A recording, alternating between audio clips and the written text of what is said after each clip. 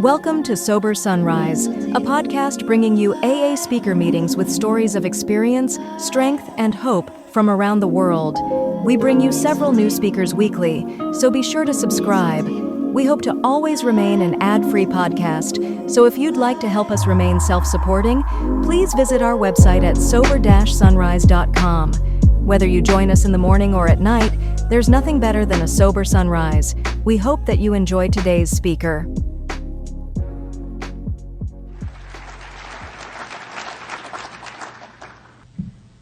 Bill Alcoholic. Liz Claiborne. Very nice. Thank you, Bob, for having me come here. This is really a treat.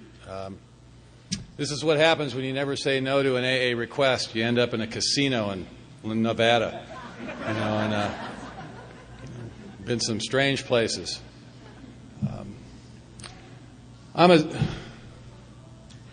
Who's that bald guy? He won't look at me.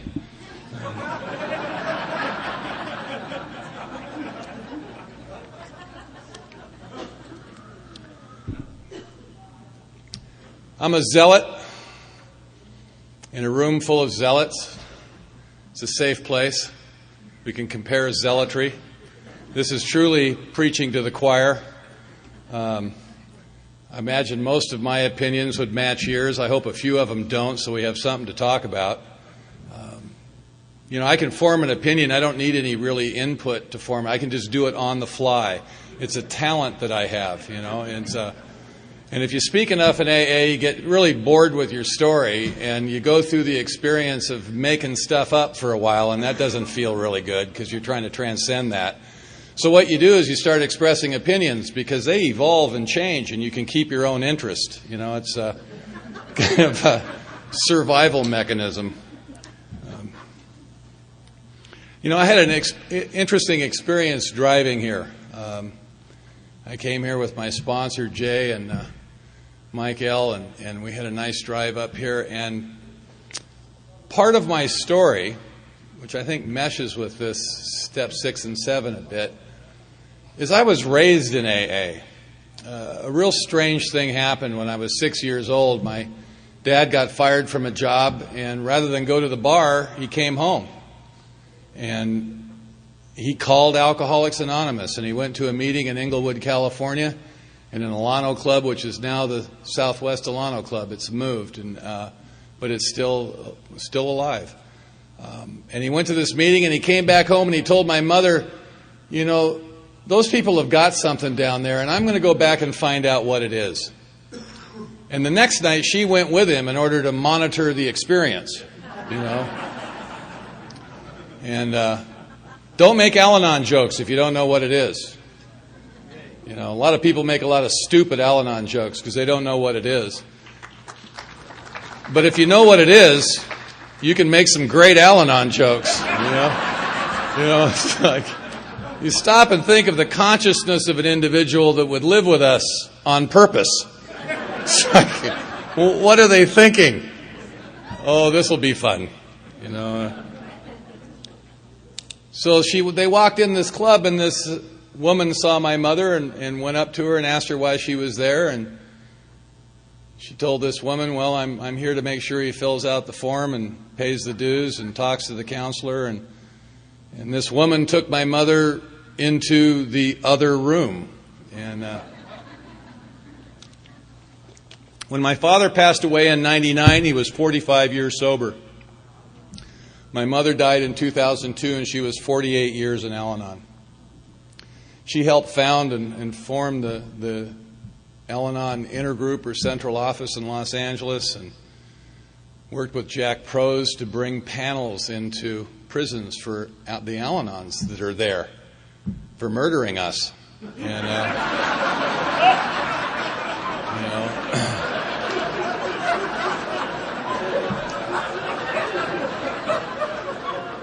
in a whiteout.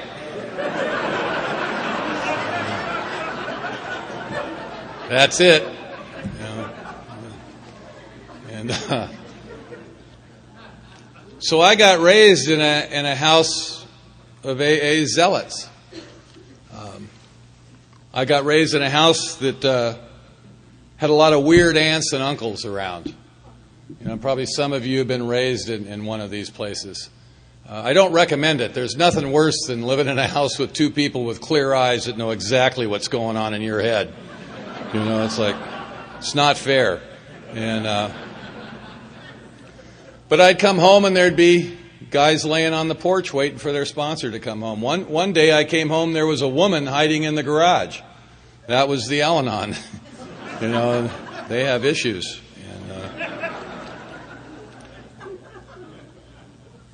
And I got raised like that. Well, Jay, my sponsor, found some old cassette tapes. And he brought him with him of my mother and father speaking. One of them is 1959. And we listened to a couple of them on the way here. And it was just kind of eerie. My mother, in a tape in 1988, I think it was, or 87, she told the story of me from her side.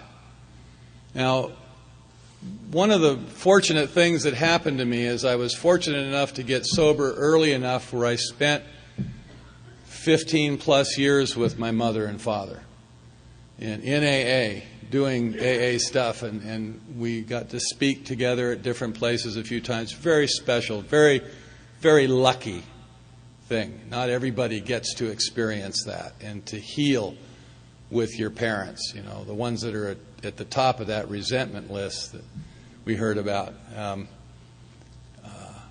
And my mother told the story, and she talked about how when I started drinking when I was 15, that she was laying in bed waiting for me to come home, 30 years in Al-Anon by this time. And she realized, damn it, I've done this before. And I'm not going to do it again. I mean, she talked about it from an Al-Anon perspective. I'm supposed to have information now. How am I going to deal with this situation? And she told the story of me coming back down from Oregon and bringing my wife and 2 kids, and I had a U-Haul truck, and I had gone up there to grow my own, and it was the 60s, It was the 60s, and how I came to the house and they would not let me stay there. And she talked about how hard that was to say no. Go take care of yourself. We're not going to bring your family into this home. And she told the story because when it was time for me to get sober, who did I call? Like any good gangster, I called my mom. Next time you see some badass looking guy walk in here, walk up to him and ask him, do you live with your mom? Chances are she's the only one left, And she came and got me quickly before I changed my mind. Al-Anons are very efficient. And they're prepared, And she came and got me and checked me into a place. And I have not had a drink since. She talked about joining, her and my father participating in Families Anonymous. And sitting in a meeting while I was in my addiction, doing my thing. And how my father said, my son's a drug addict and I hate his guts. And the freedom of being able to actually say it out loud and not pretend that it's something different than it is.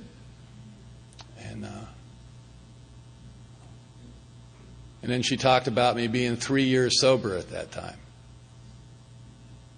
Very touching. Alcoholism runs in families, so does recovery. I'm a living example of that. That it happens. Not all the time, certainly not in our time frame, but it happens. I was a surfer and a biker and a tough guy. And I never went to the beach. My motorcycle rarely ran, and I was afraid to fight. But I looked really good. I had a chrome Nazi helmet for a hat and a primary chain for a belt and black greasy Levi's big black boots with chains around them. I've got tattoos all over me. But I had a clip-on earring because I didn't want to hurt myself.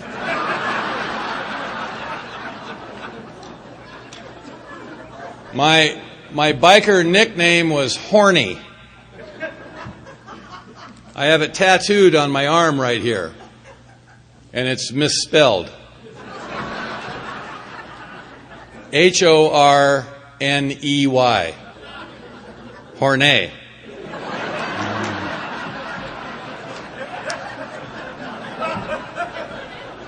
You got to picture this. Bert Grimm's tattoo parlor at the Pike in Long Beach. Me and a buddy and the tattoo artist, we all three determined that's how you spell that word.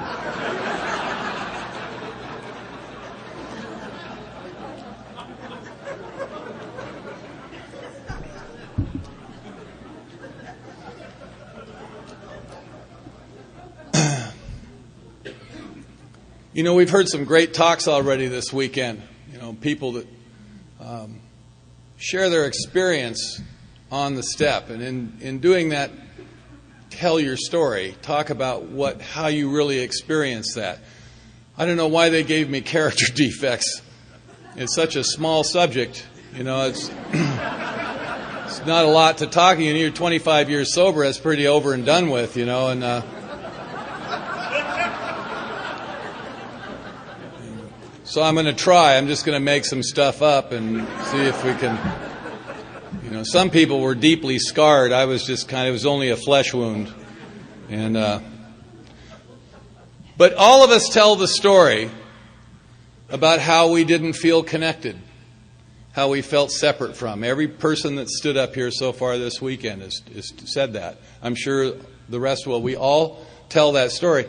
And we talk about that like it's some kind of unique experience, like it's limited to alcoholics, like we're the only ones that feel that way. I think all kids feel that way.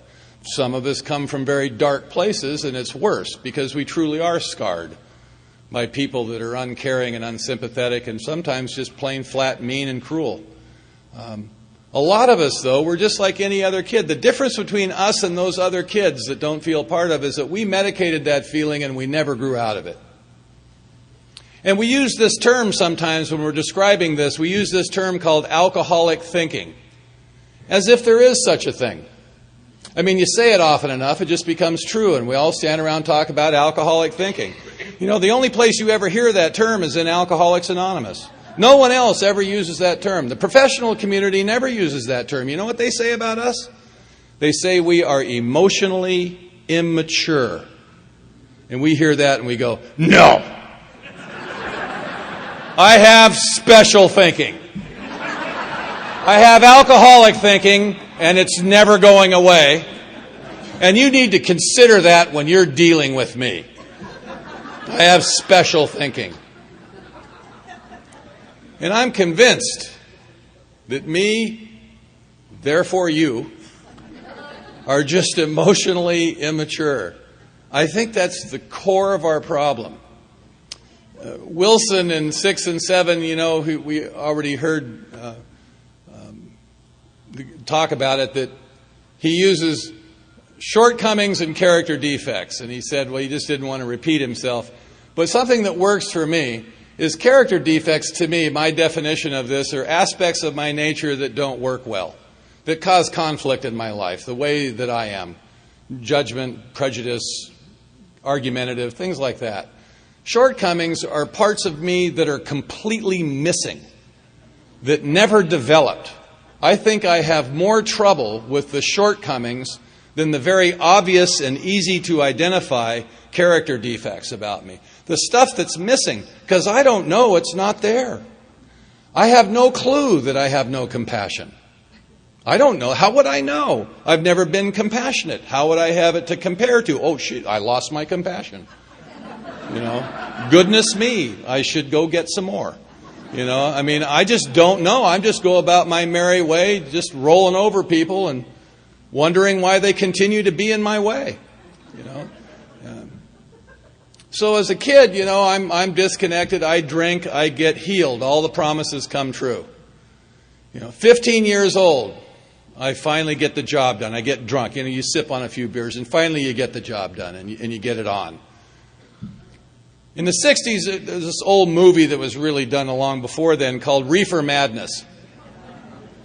And in there, it's become just a cult classic. You know, it's so bad, it's so filled with misinformation that it's become very hip. And one of the things it says, and the primary thing it says that marijuana leads to heroin. Well, you and I both know that's not true.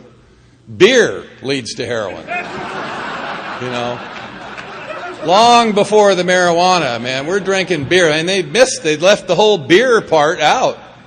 You know, it's like beer's okay, but pot's not. You know. I don't know. I'm in California, man. Legalize it. Come on. Outside issue.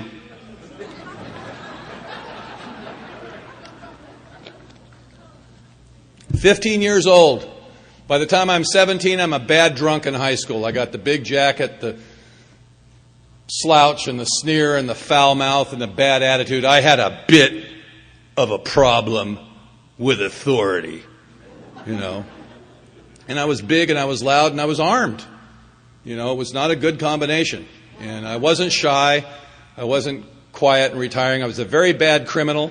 You can always tell when there's an alcoholic involved in criminal activity because it was an attempted whatever it was, you know. You know, it's like he tried to rob the bank, but he forgot the car, you know. He tried to rape the girl, but she kicked his ass, you know.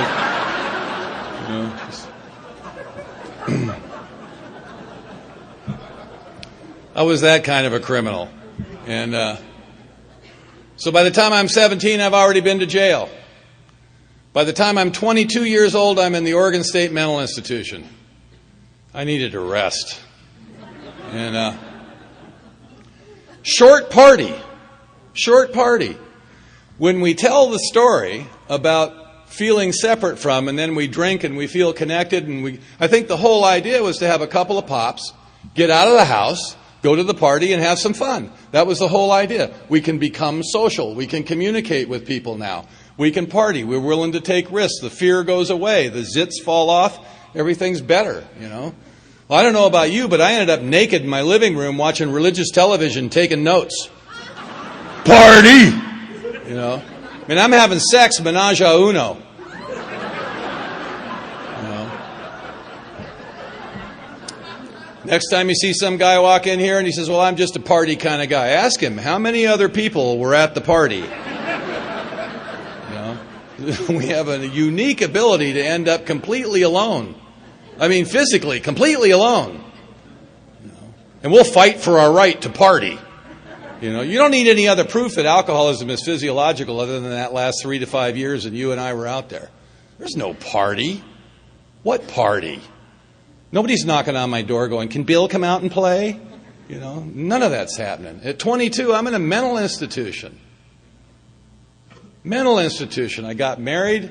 I had 2 kids. I'm running with an outlaw motorcycle gang. I'm sticking needles in my arm every day and drinking like a fish. And I'm in a mental institution. Anybody else here been in a mental institution? Oh, come on. Well, there's a bunch of you out there going, "Well, it really wasn't an institution. They were just observing me." I think I remember some of you.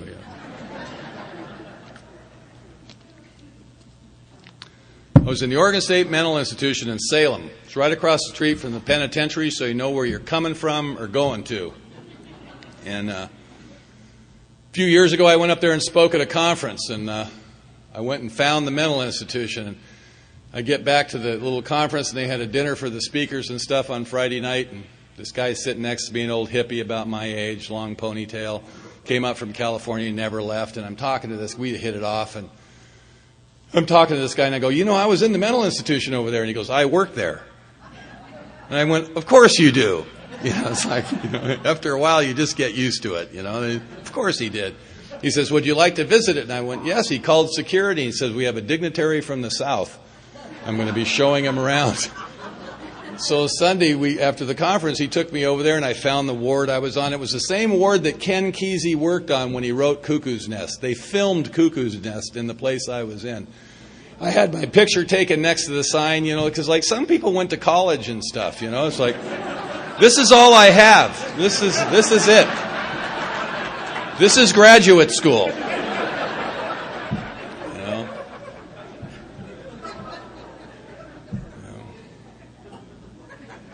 Katie talked about having no interest in education. I had an interest. I just didn't want to study anything. I just wanted to get it. Anyway. So I came back down to Los Angeles and tried to get normal. State of Oregon kicked me out.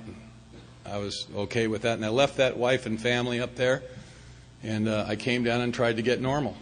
And my dad let me sleep in his garage and gave me a job in his machine shop in El Segundo.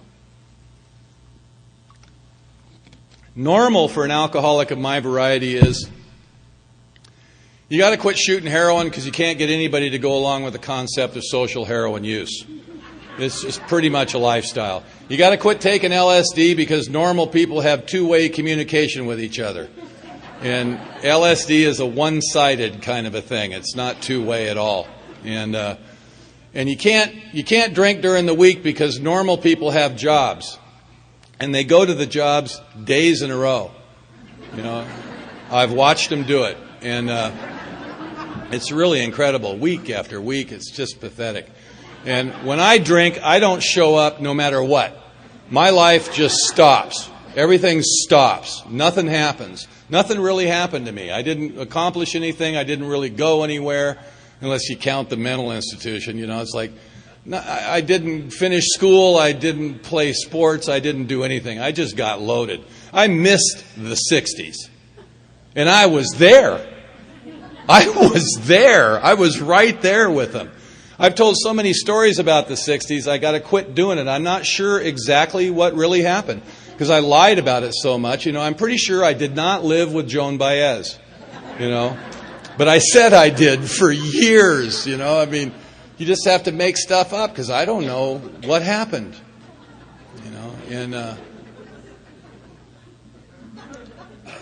So what you do during the week because you can't drink is you smoke pot because it's green and it's from God and it's not really drugs and it's, Because I don't know about you, but the impact of your personality on me is devastating.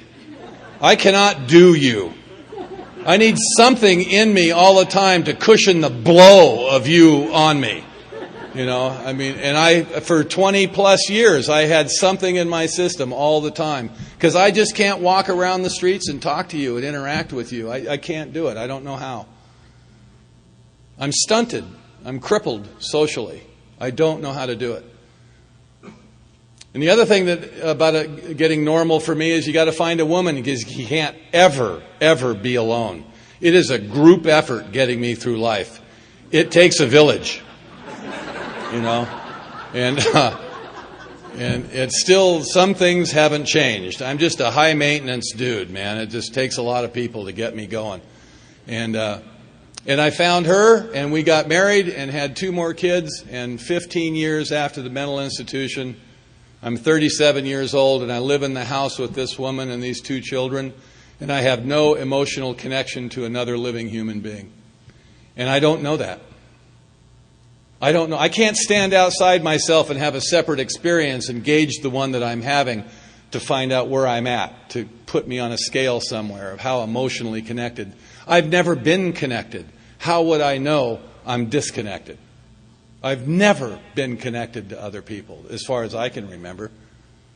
And I don't know any of this. This is all hindsight. So I called Mom. She came and got me and checked me into a recovery place, Starting Point in Costa Mesa. Now, I went to my first shrink when I was 13 because I had rage. Not anger, rage. Veins bulging, eyes bulging, bile from the stomach into the throat, fist into the wall, head into the wall, double up, fall on the floor, rage at the injustice of it all. I have no idea where this came from. And I spent a year and a half with this therapist trying to work through it, and he helped me, and he introduced me to my favorite subject, Me. That lifelong pursuit of self. The idea that I can go inside and discover the root cause of my problems, expose them to the light of day, understand them intellectually, adjust my behavior accordingly, and then everything will be okay. It sounds really good. I just don't think it works. But I love the process. You'd love to have me in your group. I'm really interactive. I pretend like I care and everything. It's really, you can learn how to do it. You can learn how to do it. And I'm an insight junkie. I've had hundreds of insights and epiphanies and awakenings. And then you just sit and drink wine and think about it. It's like, write stuff down. Write the great American novel, So I spent 1.5 years with this guy. I spent 2.5 years in group therapy at one time. I've been to several other therapists. I've been gestalted and rolfed and primal screamed. I know more about myself than is safe to know. So when it was time for me to get sober, or whatever it was I was thinking, because when I listened to my mother on that tape, she repeated some of the stuff that I said, and I don't remember any of it. I'd been up all night. I was hammered. And evidently what I said to her is, I said, I've got to do something about my drinking. I've got to do something about it. Because by this time, there was no more hip dope. There was no rock and roll. There's no heroin. There's no LSD. I couldn't even smoke pot anymore. It was me and a gin bottle. All that stuff was over. I'm just a garden variety alcoholic that grew up in a Paisley decade, And there was other stuff around. But in the end, liquor's quicker. And it worked until it stops. You ever drank yourself clear? Boy, that was never the idea, was it? I'm drinking and you're not going away. That's called hell. You're sitting right there. I don't know what I look like from the outside, but you're still there. Because I'm drinking for the blackout. Thank you very much. I want out of here. I don't like it. This is your reality. I want out. I don't care for it here. And it literally stopped working. So when it was time for me to get sober, I couldn't imagine. And one of the things I said to her on the phone is, I don't want to go to AA. I don't want to be in my old man's club. If I know that if I go there, I'll just drink anyway. It won't work. And I'd been around Alcoholics Anonymous. We hung out with Chuck Chamberlain, and Clancy was the newcomer. They all said he wouldn't make it. The guys that are still alive still say that about him. It's like, and I've confirmed that with him. It's true. This is who I wasn't with just some people that went to meetings occasionally. I went to all the potlucks and the barbecues and the conventions. Now I know why we were going to Bakersfield all the time. There's no good reason to go to Bakersfield that I can figure out, but it was the Southern California Convention. And this is what but I could not imagine just coming into AA and not drinking. Could you? Really, it's too bizarre. I need to be checked in, I need medication, I need therapy, I need a rest. That's my MO. Well, while I was in this place for 35 days, they had me wear a sign around my neck. I had to make the sign. We made it in crafts. There's a little rectangular piece of cardboard with a string that went through it, and it said, I am not a counselor.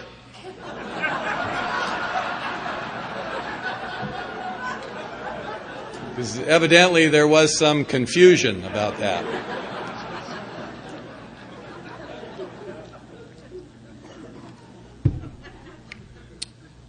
Then they let me out. They just let us out, like we're okay now. Go forth, multiply. It's like, where do we end up? Here. This is it, man. This Alcoholics Anonymous. It is the world's aftercare program. When all the money runs out, when everything runs out, we end up here. You know that there's no referrals from AA? There's no place you go where you walk in and you say, I'm from Alcoholics Anonymous, they sent me here. That place doesn't exist. Really, the inmates are running the asylum. We are the counselors. I've been married 3 times and people ask me for relationship advice. I give it to them. I figure, hell, you can't hurt them. They're in AA. And whatever I come up with in the way of advice could not possibly be worse than what they're planning on doing.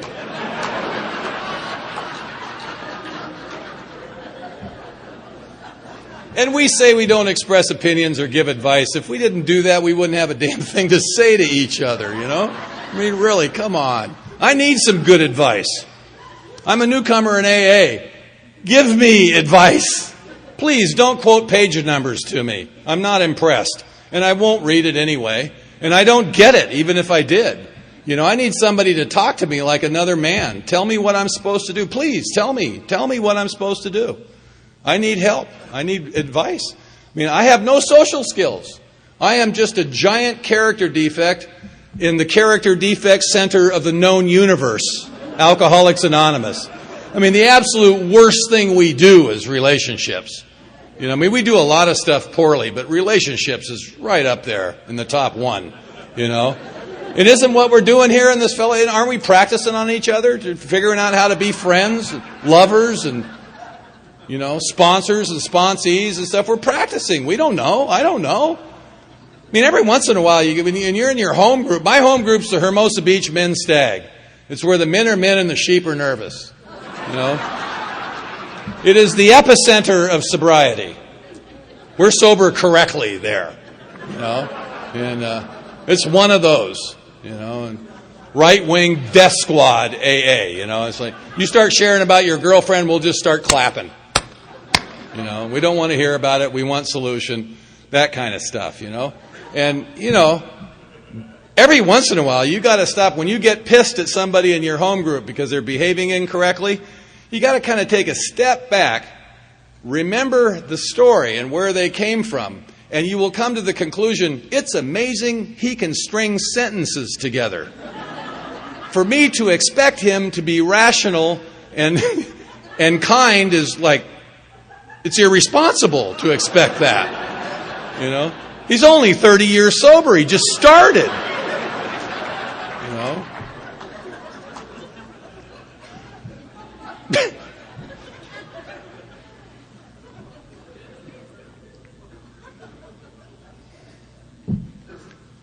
So I got lucky. I asked somebody to help me. And he told me, he says, be at my house Thursday at 5 o'clock. Read the doctor's opinion, make notes in the margin of what you agree with and don't, and we'll discuss it. And I did my homework, and I showed up to his house at 5 o'clock, and he did not trust me that I'd read it, and he had me sit there and read it to him out loud. And we started the journey. He said, as your sponsor, I believe it is my job to guide you through the process of the 12 steps so that you'll find a power that's greater than yourself, that can restore you to sanity and relieve you of your problems, that you might get comfortable enough that you stay sober for the rest of your life one day at a time. That's my job. I would be happy to sit here and listen to what you think your problems are so that you will not share about them in the meetings. The meetings are for recovery from alcoholism, not about how your day went. I immediately informed them down there at the Alano Club, they are breaking that rule right and left. Should we go tell them? You know? And he says, no. He says, AA is a safe place. You can go there and talk about whatever you want. It's a safe place. He says, I'm just describing to you my AA. He gave me his opinion. Thank you for that, for not being afraid to do that. And I try to do the same thing today. I try to describe my AA, or the AA that I feel comfortable in, that I love. But I don't profess to know what everybody needs. I believe that there are no mistakes. I believe Alcoholics Anonymous is as vibrant and effective as it has ever been in its history. I believe that. I think we're better than we were. I don't think we need to go back to basics. I think the basics haven't changed much. There's 12 steps, and we work them. You know, some people have a different take on them. Some people work weak, medium, strong AA. But ultimately, we work the steps. Or generally, we don't hang around too long. But I think How do I know that you don't need to walk into a room where people are sharing about how their day went and you feel relaxed and comfortable and it's a safe place and you can not participate for a period of time until you acclimatize, till the fog lifts, and then maybe you'll step out of that meeting and go look for something else? How do I know that that isn't your path? This whole idea that people are walking into AA and they're hearing stuff that's dangerous and they're not staying sober because of what they hear in meetings, I think is bull. It's a spiritual place. It's not an intellectual place. And I don't know what your spirit needs. I know what I found. And I look back on it 25 years ago and I feel that I was lucky.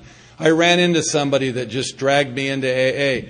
Some years later, when I was sponsoring people, I said to him, I said, Jay, these guys I'm sponsoring aren't doing what I did. And he laughed. And I said, what are you laughing about? He goes, you were my first one.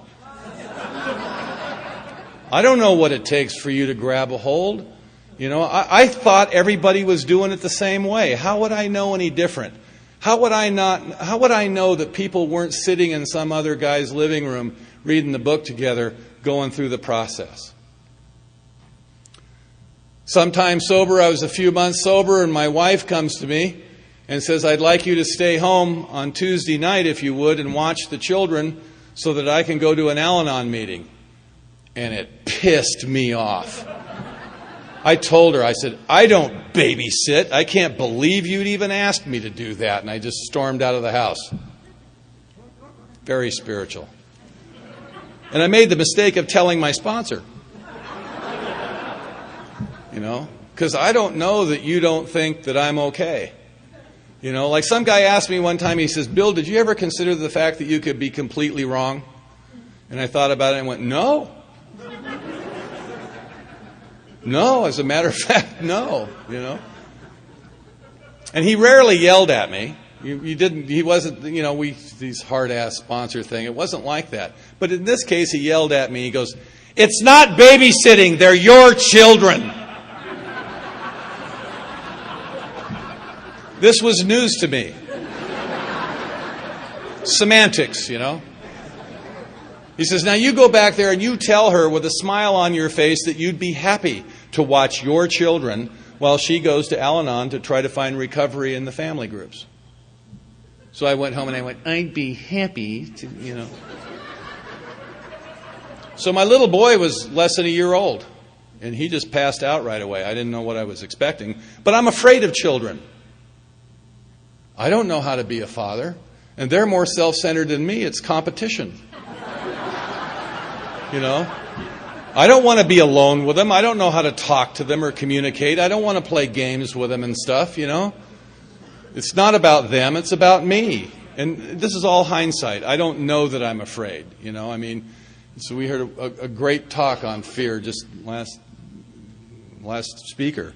And I don't know that I have fear. I don't know that that's what it is. I'm just irritated and restless and anxiety-filled and angry, and I express it all in anger. It's all covered up in anger and all that. And so my little girl, she's like 3, you know, we're watching TV together, and the next week goes by, she doesn't want to watch TV. She wants to play games and stuff, and then she wants to go outside and play catch, you know, and I'm starting to develop a relationship with my children. By this time, after a month or two, I'm not afraid of her anymore. I'm starting to look forward to spending time with her. She's kind of cool. She's cute, and she likes me, you know. So my wife comes home one night, and she goes, hey, I'm not going to my Al-Anon meeting tonight. And I said, well, you better go somewhere. This is my night with the kids.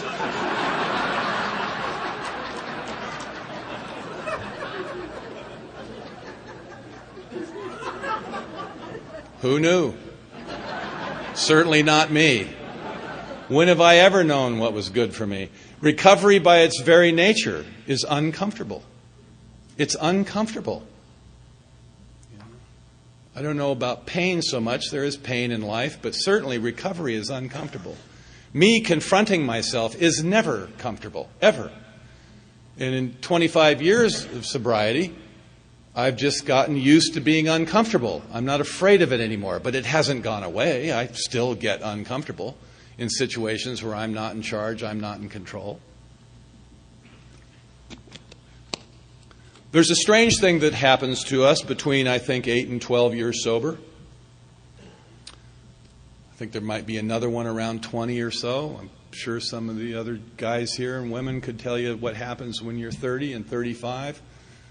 But there is an odd thing that happens between 8 and 12. I think the sheer weight of our personalities just caves in on us and crushes us. We don't know. I mean, I have no personality of my own, so I'll take on years until I get one of my own. Because I don't know who the hell I am. I don't sit around and even think about it. I just figure I'm me. This is how it is. And at about 8 or 9 years sober, I got really, really uncomfortable. And at the time, I was president of AA. I was on the fast track of making a name for myself in an anonymous organization. I'm not sure exactly what that is, but it's very weird. And I'm not conscious of any of this. Some of it maybe. I want to be better than you. I was real clear on the fact that I didn't want to be just someone else sitting in the meeting. I mean, that's just pathetic. I don't want to be a sheep. People say, well, a bunch of sheep get in the middle because the wolves. I want to be a wolf. Never wanted to be a sheep. I want to be the leader. When I had to go to the Indian guides, my wife sentenced me to Indian guides with the kids, and the ongoing process of trying to make a dad out of Bill. And I went to my sponsor, and I go, man, I don't want to wear the dumbass feather and the stupid vest and all this stuff, And he goes, join the Indian guides. Be an Indian. Don't be a chief. So I got into it, and it's all about the patches, man. I'm going after all the patches, and and I become the chief, and it's like I couldn't help myself. I just didn't want to be an Indian, I mean, geez. And so I'm 8, 9 years sober, and I go to him, and when you're president of AA and you're sponsor in most of Southern California, you don't really have to talk to your sponsor at all. I mean, there's no time, and so I hadn't had a real conversation with him in a long time. And I wrote some stuff down because it was that bad. I actually wrote some stuff down.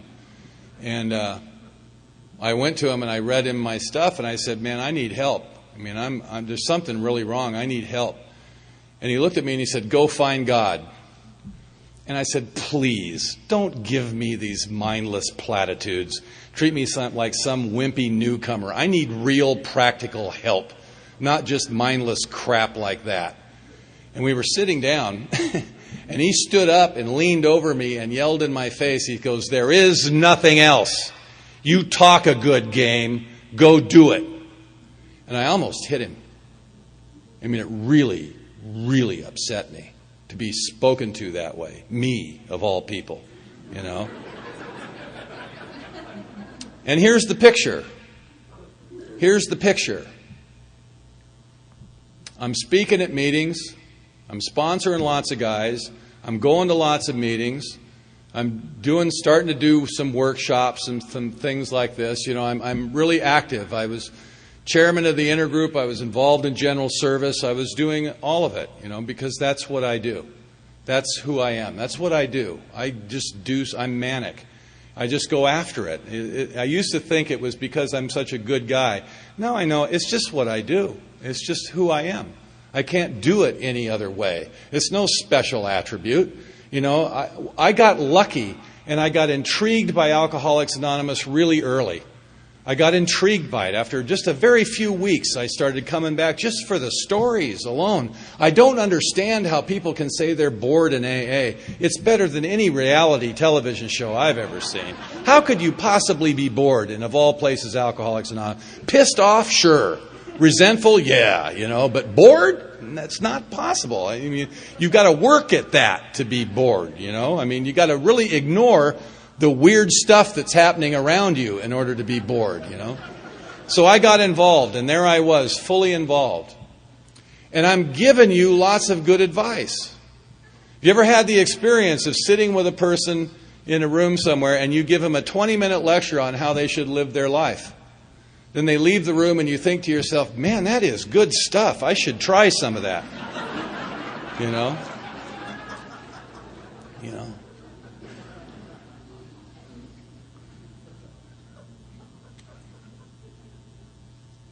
Hypocrisy. Good character defect.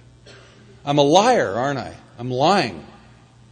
And when confronted with that, I go, I'm not lying to anybody. Oh, yes, you are. You're telling them to do, you're leading them to believe that this is what you do, and it is not what you do. That's a lie, Bill. No, a lie is when you say something that's completely incorrect. But when you leave stuff out, that's cool. You know, the road getting narrower. That's a lie, Bill. You're a liar. You're a fraud. You're a fraud for God, you know. Sorry.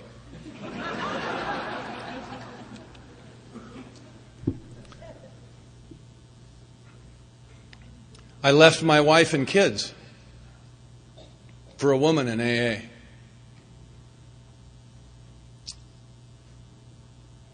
It's really hard when you're president of AA and it all falls apart and you got the eggs sliding down the side of your face. It's really hard to walk back in the meetings because you know they're judging you. And you know that some of them are really happy that you fell down off the pedestal. There are cheerleader groups that are out there, you know. And then there's other people that know you really well that come up and put their arm around you and they say, welcome to AA, dude. Have a seat with the rest of us, you know, because they always knew. There are the people that wait for you under the tree when they know you're going to fall out of the tree, because they did. And some people caught me. I'm living in a storeroom over my office in El Segundo, alone. I've never been alone. I'm a serial marrier. And I don't know how to be alone. I was as miserable and as much pain as I've ever been in my life. No medication. One night I'm sitting in that room and I had the clear thought that I know I can't drink, but I need some pain medication or something. I need something to cut the pain. And I looked in the medicine cabinet and there was nothing there.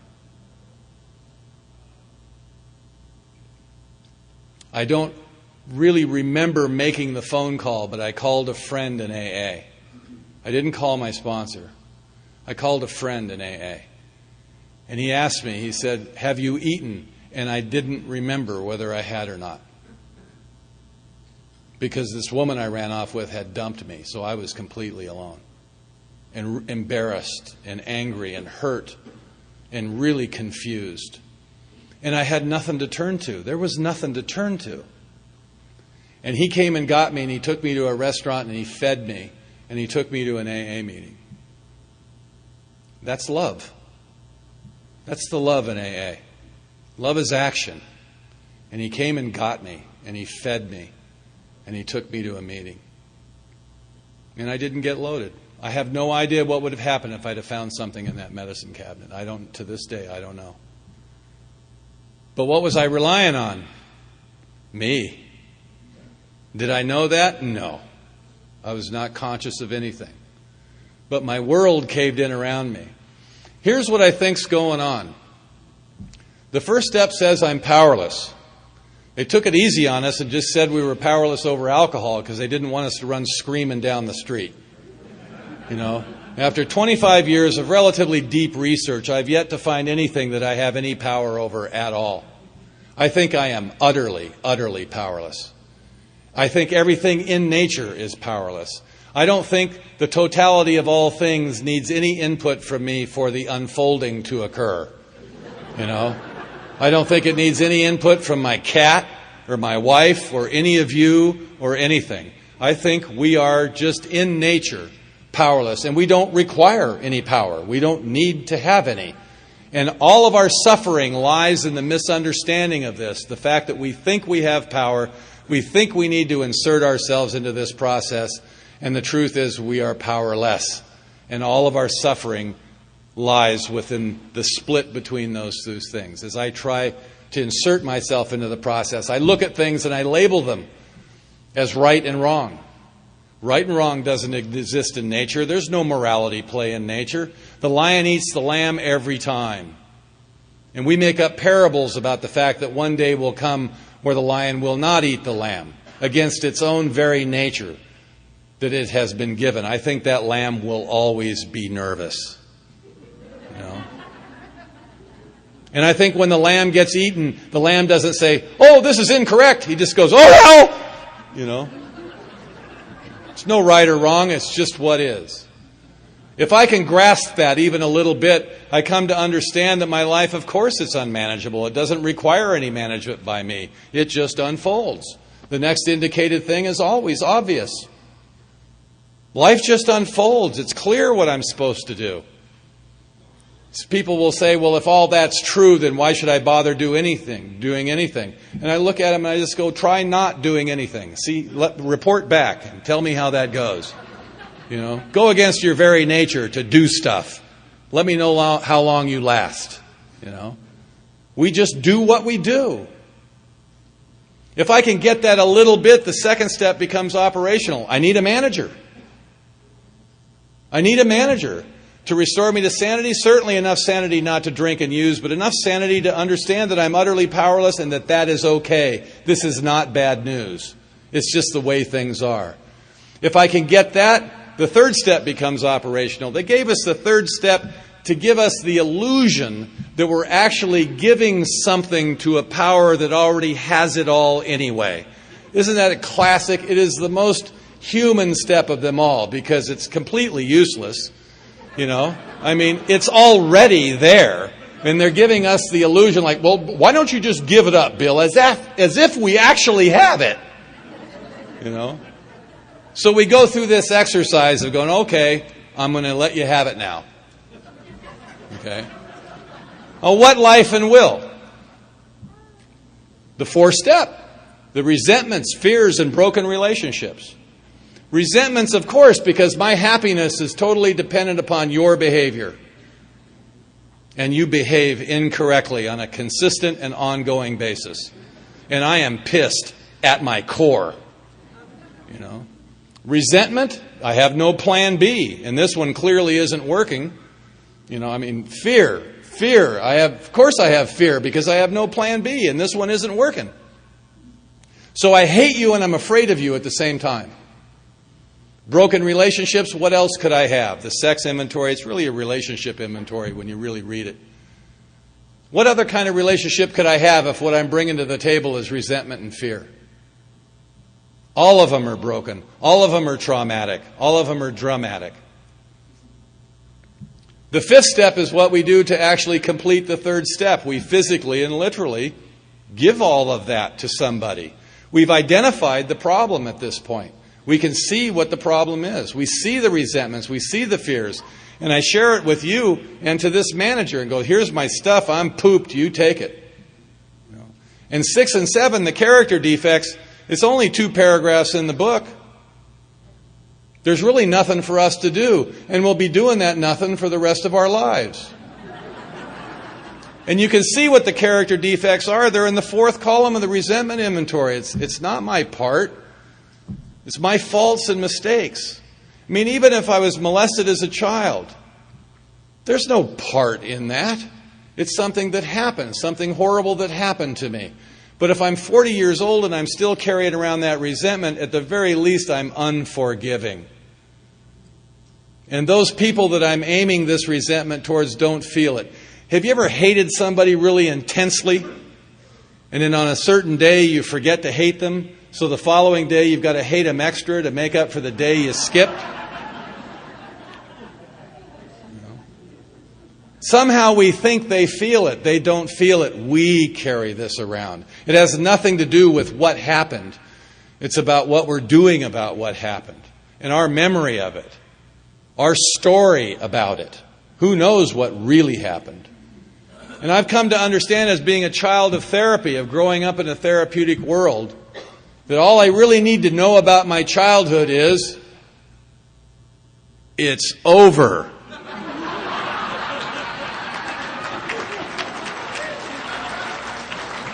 And it was extraordinarily long. You know, into my 40s and maybe even 50s, you know. Really a long one, you know. And what I can do with all that information, I have no idea. None. I really don't know what to do with any of it, really, to be honest with you. Then the manager gives us our first assignment. He says, go make amends. I'm going to help you get rid of the resentments. The process for ridding yourself of resentments is the amends process. Larry will share about that. So at the end of the 9th step, am I okay now? Let me ask you a question. Has anybody ever said to you, he's not emotionally available for me? You ever heard that? You know what they mean by that? What they mean by that is I've got something that they want and I'm withholding it. The truth is worse. I don't have it. And I don't know that I don't have it. You've convinced me that I've got it. And I'm helping you look for it. And this dance will go on forever. And I think what you're looking for from me, you can't connect to me. And I really, honestly, I don't know what you're talking about. I try to make up, I try to go along with it, Like you said, you're not there for me. You're not in the same room as, you don't hear me when I talk to you. And I look at you and I go, what the hell do you want from me? And you think I'm making it up. And I'm telling you, the depth of my shallowness knows no bounds. This is the part of me that's completely missing. It's not there. I can't manufacture something that isn't there. And it's definitely not an intellectual process. It's experiential. And now that I'm sober in AA, if you would like me to be emotionally available, if you would like me to be intimate with you, and what I mean by intimacy is when I can feel what you feel, because I think that's what you want. You want me to notice you when you come in the room, that you're actually a presence in the house that we live in, to be able to sense that maybe you're in turmoil about something without you having to tell me. That when you sit down and want to talk to me, that I actually look at you rather than the television, so that you don't have to get pissed and turn the TV off because you really need to talk to me. And you are just an imposition in my life. And that's what you feel coming from me. And when you get mad, I'm surprised every time. Every time. And I talk about you, about how you're laying all this undue responsibility on me and all your crap, and people write books about it. Men are from Mars and women are from Venus. I don't believe we're that different from each other. I really don't believe that anymore.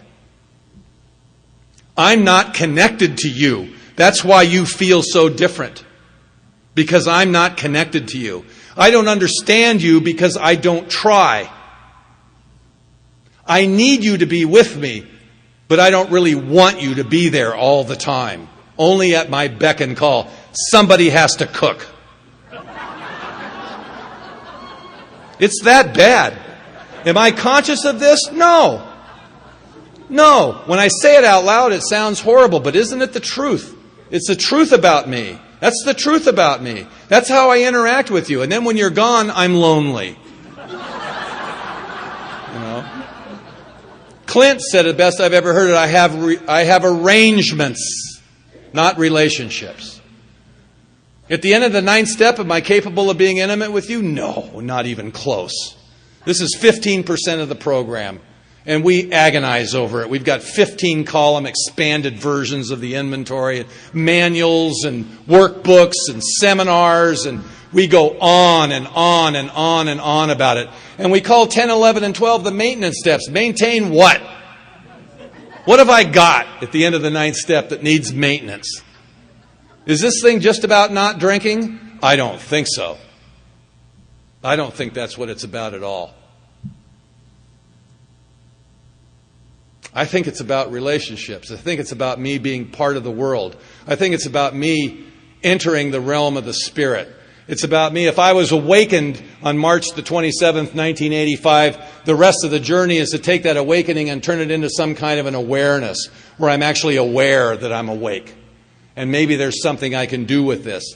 10 is about living an examined life, watching myself move through life.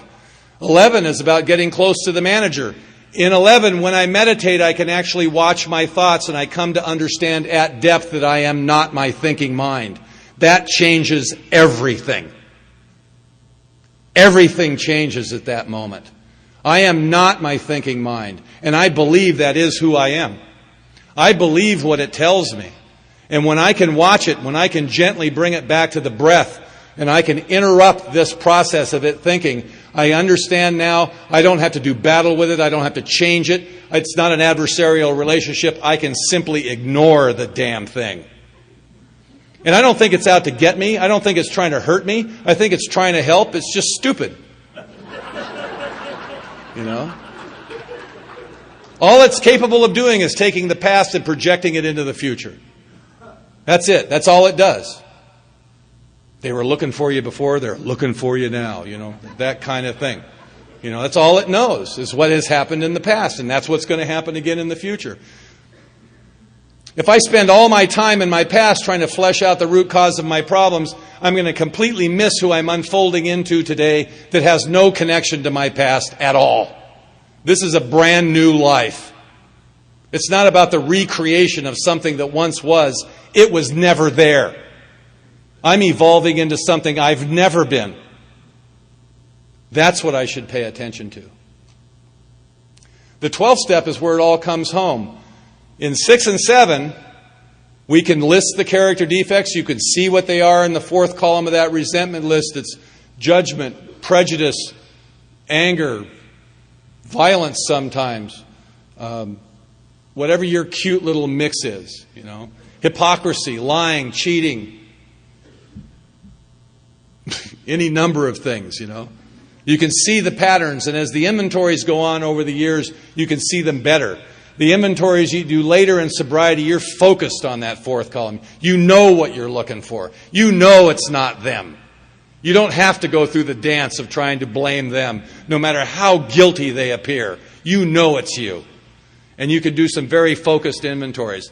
And I've begun recently in the last few years sharing my 5th step with guys that I sponsor to try to break down that barrier between sponsor and sponsee. I don't like that barrier anymore. It doesn't feel comfortable to me anymore. I know what my role is, but after you've been with me for a while, I want you to know about me. I want you to know all the stuff about me that I wish wasn't true. And there's no big flaming horrible things anymore. It's like stuff like my children don't love me enough. You know, I mean, the real pathetic stuff, you know, real childish things. Well, you know, after all I've done for them, you know, or people in AA is a classic one, you know, that guy got a different sponsor and after I tried all my best, you know, you don't want anybody to know, oh, it's fine, go with God, you know, and inside you're going, that son of a bitch, you know. After all I did for that loser, you know, it's like, that's a real delicious place to be, too, you know, because there is a lot of stuff we do for people and they're damned ungrateful. This is the character defect center of the known universe. You'll hit on my wife, you'll borrow money from me and you won't pay it back. I'll give you a job, you'll do a crappy job and somehow it'll be my fault, you know. And all that niggly stuff ends up on the inventory and then you have to say it out loud to somebody and it just doesn't sound cool when you're 25, you know. You think you'd be better than that. Oh, well. If I really want to confront my character defects, I'll sponsor people. I'll run into every one. You know, you run into all of them. Intolerance, impatience, prejudice, judgment, all of it. You run into all of it. When I get on my knees and ask for help, when I get on my knees and I ask for these defects to be removed, if I really truly become willing, I shouldn't send it away when it shows up, and it's going to look a lot like you. You are the instrument of God's will. He sends me you. Therefore, I should never try to control the experience. I have 2 rules that I try to live by. Always answer the phone. Get rid of caller ID. Let them all in all the time. Have faith. Have faith that whoever's calling is supposed to be in my life. Have faith in that. We profess to have faith. Alan Watts, the best definition of faith I've ever heard. Faith is not knowing and having that be okay. Not knowing. It isn't faith in the belief mechanism that I have. It's faith in not knowing and having that be okay. Just whatever comes is what is supposed to be. Rule number 2, never say no. I had a guy walk up to me and ask me to sponsor him. He says, I think I should tell you that I'm gay. And I said, wouldn't you rather have a gay sponsor? And he says, no. He says, I don't have any problem being gay, but drinking is an issue.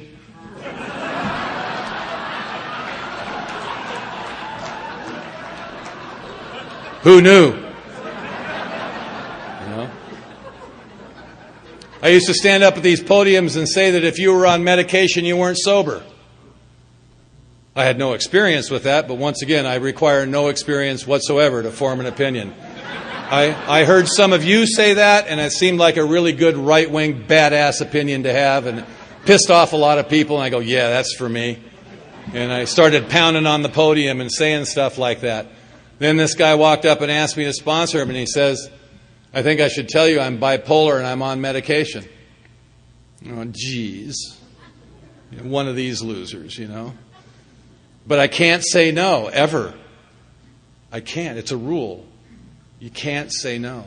You let them all in, no matter what. No matter what.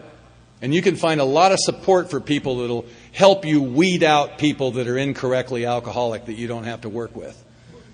And, I'm arrogant, but I draw the line. So I start working the steps with this guy, and I had the experience of peeling him off the ceiling and lifting him up off the floor, One time he came across, a 40-year-old grown man, he came across my living room, curled up in my lap and put his head in my neck and cried like a baby, and I just sat there and rocked him. Karen walked through the living room and she goes, whoa. That'll get your attention, It's like, people have problems I don't have, clearly. Now when I see that guy coming, I go, have you taken your medication? Have you had your lithium levels checked lately, What have they got you on now? I had one guy tell me that he was on Respiridol. Usually there's an ooh in the audience. So I went to my other guy that's taking all forms of medication known to man. He's my walking PDR. And I asked him, I said, what's Respiridol? And he went, whoa. He said, I give that to psychotics, to stop the voices. I went, really? So I went to the other guy and I go, do you hear voices? And he says, not anymore.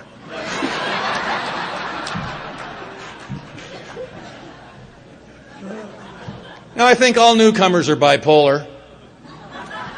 And the whole medical profession is trying to medicate us, and I don't agree with that. I don't believe that's right. But I know that there's people that have problems that I don't have. And the only way I'm going to find out about that and learn anything about it is to let them into my life. And I know I can't help everybody, but how do I know that you're not coming to me to hang on to me for a while until you find the right person to be with? I don't know what's going on here. I'm powerless and I'm not running the show. I'm not God. I just have to let it all come. I've had these experiences. A man said to me one time, I'd like my mother, his mother was dying, and he wanted me to come to the hospital with him.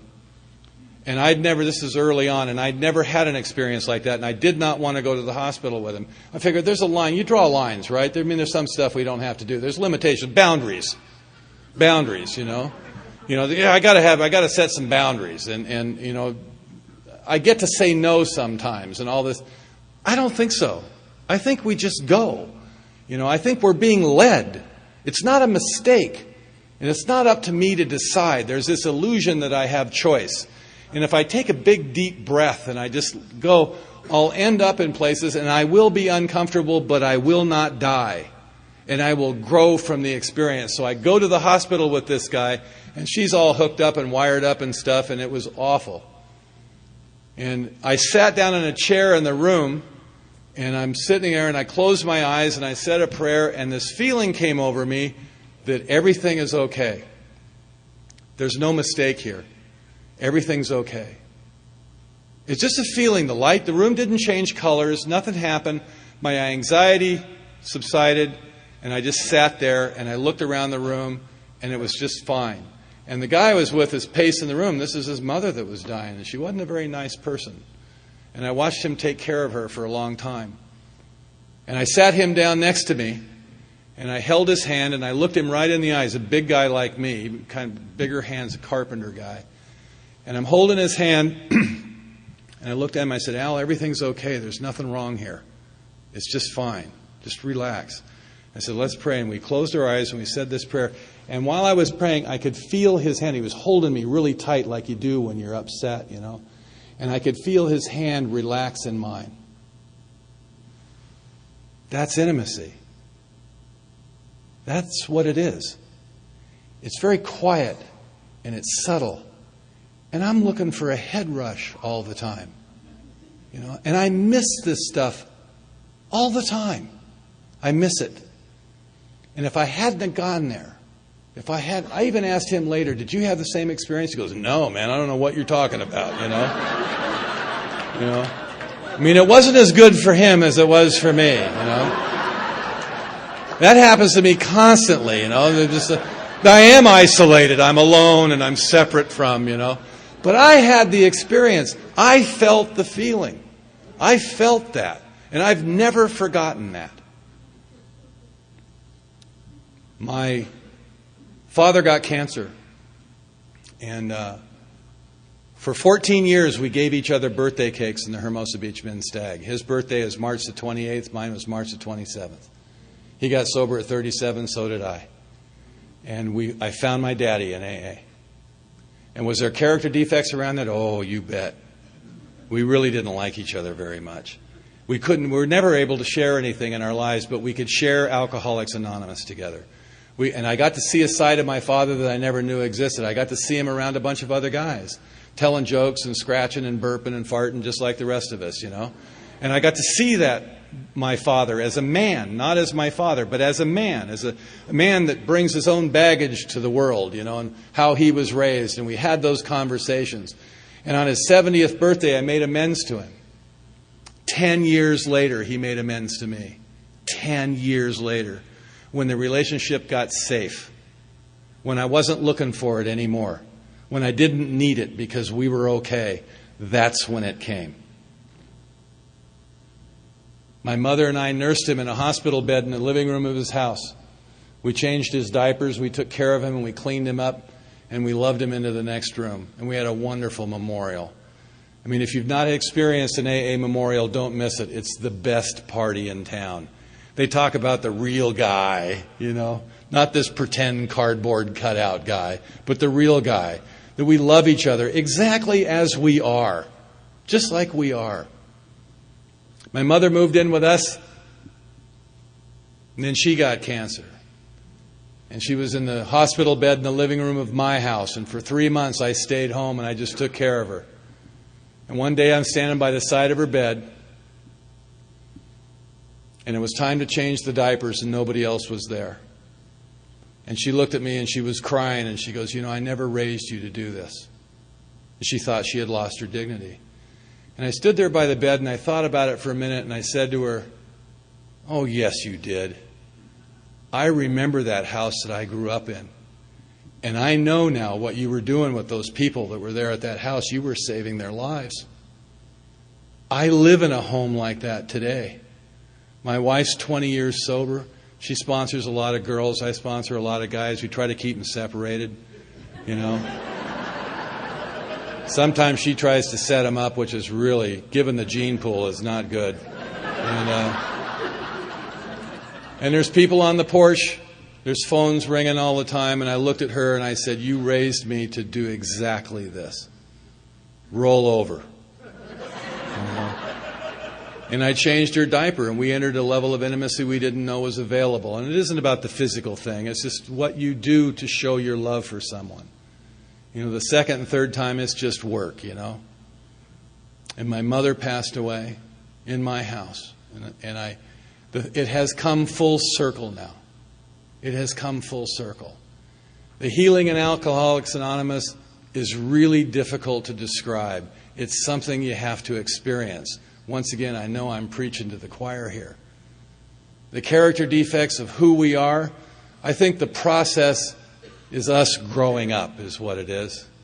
And we've been given the ability to watch ourselves move through life. There's a difference between self-obsession and self-awareness. And I think what happens to us as we go through these phases of sobriety is we get self-awareness. I can actually see how I stand in the way of my own happiness. I'm capable of making amends today fairly quickly.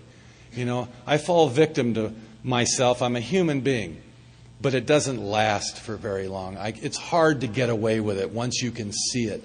And the seeing of it is the beginning of the end of whatever it is that's blocking us. People will tell you that you got to give it away to keep it. No. You got to give it away to even get it. If you're not giving it away, you don't have it. Thank you very much.